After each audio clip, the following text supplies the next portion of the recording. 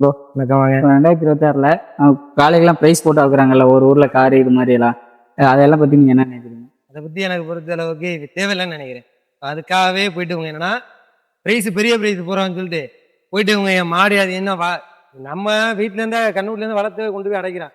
ஒரு சில ஆளு போது போய் நேரா போயிட்டு கடையில போயிட்டு பெரிய போயிட்டு எதுவுமே கை அடக்கம் இல்லாம யார் கையும் பிடிபட மாடா கொண்டா போட்டு கடையில இருந்து ஒரு அடைச்சிட்டு பிரைஸ் வாங்கிட்டு போயிடுறாங்க. அடுத்து என்னன்னா எல்லாரும் கிடைக்குதான் போகுது.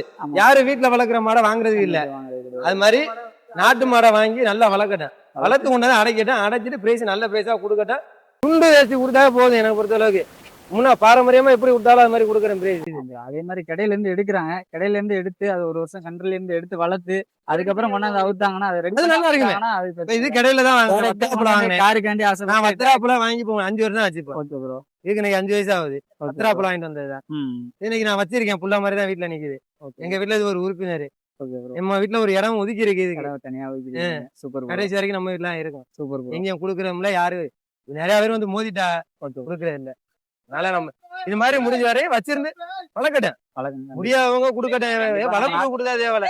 நம்ம நாட்டு பேர் நிறைய பேர் என்ன பண்றாங்கன்னா விட்டு கொடுத்துறா.